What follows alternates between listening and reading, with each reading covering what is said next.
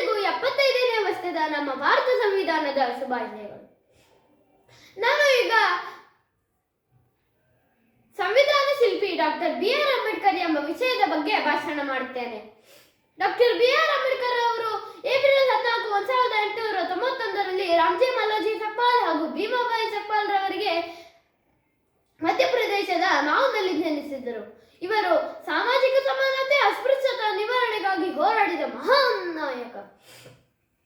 ಸಂವಿಧಾನ ರಚನೆಗೆ ನೀಡಿದ ಕೊಡುಗೆಯನ್ನು ಆಧರಿಸಿ ಸಂವಿಧಾನ ಶಿಲ್ಪಿ ಎಂದು ಕರೆಯುತ್ತಾರೆ. ಯಾವುದೇ ರಾಷ್ಟ್ರದಲ್ಲಿ ಸರ್ಕಾರವು ಕೆಲವು ಮೂಲಭೂತ ತತ್ವಗಳು ಹಾಗೂ ನಿಯಮಗಳಿಗೆ ಅನುಗುಣವಾಗಿ ಆಡಳಿತ ನಿರ್ವಹಿಸುತ್ತದೆ. ಇಂತಹ ತತ್ವಗಳು ಮತ್ತು ನಿಯಮಗಳನ್ನೇ ಸಂವಿಧಾನ ಎಂದು ಕರೆಯುತ್ತಾರೆ. ಜುಲೈ 6, 1946ರಂದು ಸಂವಿಧಾನ ರಚನಾ ಸಭೆಯು ಸ್ಥಾಪನೆ ಆಯಿತು. ಇದಕ್ಕೆ ಅಧ್ಯಕ್ಷರಾದ ಡಾಕ್ಟರ್ ರಾಜೇಂದ್ರ ಪ್ರಸಾದ್ ಅವರು ಆಯ್ಕೆಯಾಗುತ್ತಾರೆ. ಇದರಲ್ಲಿ 22 ಸಮಿತಿಗಳು, 8 ಪ್ರಮುಖವಾದದ್ದು. ಆದರೆ ಸಂವಿಧಾನವನ್ನು ಬರೆಯುವ ಹೊಣೆ ಹೊತ್ತಿದ್ದ ಸಂವಿಧಾನ ಕರಡು ರಚನಾ ಸಭೆ. ಇದಕ್ಕೆ ಅಧ್ಯಕ್ಷರಾದ ಡಾಕ್ಟರ್ ಬಿ.ಆರ್. ಅಂಬೇಡ್ಕರ್ ಅವರು ನೇಮಕವಾಗುತ್ತಾರೆ. ಇದರಲ್ಲಿ 7 ಜನ ಸದಸ್ಯರು ಇರುತ್ತಾರೆ. ಸಂವಿಧಾನ ರಚನಾ ಸಭೆಯು 2 ವರ್ಷ 11 ತಿಂಗಳು 17 ದಿನಗಳ ಕಾಲ ಕಾರ್ಯನಿರ್ವಹಿಸುತ್ತದೆ.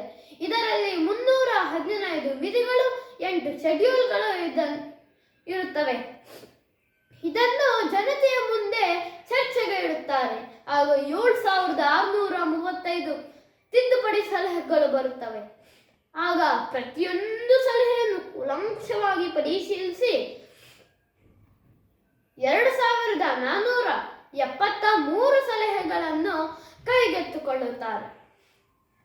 165 ದಿನಗಳ ಕಾಲ ಚರ್ಚೆ ನಡೆಯಿತು.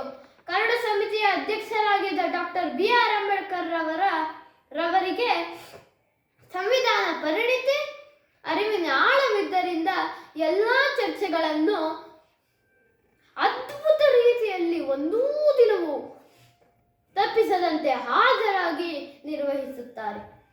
ಟಿ. ಕೃಷ್ಣಮಾಚಾರ್ಯ ಅವರು ಹೇಳುತ್ತಾರೆ, ಸಂಸತ್ತಿನಲ್ಲಿ ನಾನು ಸೇರಿಸಿ 7 ಜನ ಸದಸ್ಯರಿರುತ್ತಾರೆ. ಒಬ್ಬರು ಮಧ್ಯದಲ್ಲಿ ರಾಜೀನಾಮೆ ನೀಡುತ್ತಾರೆ, ಇನ್ನೊಬ್ಬರು ರಾಜಕೀಯ ಚಟುವಟಿಕೆಗಳಲ್ಲಿ ನಿರತರಾಗಿರುತ್ತಾರೆ, ಇನ್ನೊಬ್ಬರು ಮರಣ ಹೊಂದುತ್ತಾರೆ, ಇನ್ನೊಬ್ಬರು ಅವರ ಸ್ವಂತ ಕೆಲಸಕ್ಕೆ ಅಮೆರಿಕದಲ್ಲೇ ಉಳಿದು ಬಿಟ್ಟರು, ಇನ್ನಿಬ್ಬರು ಅನಾರೋಗ್ಯದಿಂದ ಸಂವಿಧಾನ ರಚನೆಯ ಸಭೆಯಿಂದ ದೂರ ಸರಿದರು. ಹೀಗಾಗಿ ಸಂವಿಧಾನ ಕರಡನ್ನು ರಚಿಸುವ ಭಾರ ಸಂಪೂರ್ಣವಾಗಿ ಅಂಬೇಡ್ಕರ್ ಅವರ ಮೇಲೆ ಬಿತ್ತು. ಇದನ್ನು ಅವರು ಒಂಟಿಯಾಗಿ ನಿಭಾಯಿಸಿದರು. ಸಂವಿಧಾನ ಸಭೆಯ ಅಧ್ಯಕ್ಷರಾಗಿದ್ದ ಡಾಕ್ಟರ್ ರಾಜೇಂದ್ರ ಪ್ರಸಾದ್ ಅವರು ಹೇಳುತ್ತಾರೆ, ಅಧ್ಯಕ್ಷನಾಗಿ ನಾನು ಪ್ರತಿದಿನ ಚಟುವಟಿಕೆಗಳಲ್ಲಿ ಬಹಳ ಕೂಲಂಕಷವಾಗಿ ಗಮನಿಸಿದ್ದೇನೆ. Doctor B R. ಅಂಬೇಡ್ಕರ್ ಅವರ ಶ್ರದ್ಧೆ, ಉತ್ಸುಕತೆಯಿಂದ ಸಂವಿಧಾನ ಕಾರ್ಯ ನಿರ್ವಹಿಸಿದ್ದಕ್ಕೆ ಎಲ್ಲರಿಗಿಂತ ಅವರಿಗೆ ಹೆಚ್ಚು ಕೃತಜ್ಞತೆಯನ್ನು ಸಲ್ಲಿಸುತ್ತೇನೆ. ನಾವು ಮಾಡಿದ್ದ ಅತ್ಯುತ್ತಮ ಕೆಲಸವೆಂದರೆ ಡಾಕ್ಟರ್ ಬಿ.ಆರ್. ಅಂಬೇಡ್ಕರ್ ಅವರನ್ನು ಕರಡು ಸಮಿತಿಗೆ ಸೇರಿಸಿದ್ದು ಮತ್ತು ಅವರನ್ನು ಅಧ್ಯಕ್ಷರನ್ನಾಗಿ ಮಾಡಿದ್ದು ಎಂದು ಹೇಳುತ್ತಾರೆ. ಹೀಗಾಗಿ ನಾವು ಡಾಕ್ಟರ್ ಬಿ.ಆರ್. ಅಂಬೇಡ್ಕರ್ ಅವರನ್ನು ಸಂವಿಧಾನ ಶಿಲ್ಪಿ ಎಂದು ಕರೆಯುತ್ತಾರೆ. ಧನ್ಯವಾದಗಳು. ಜೈ ಹಿಂದ್.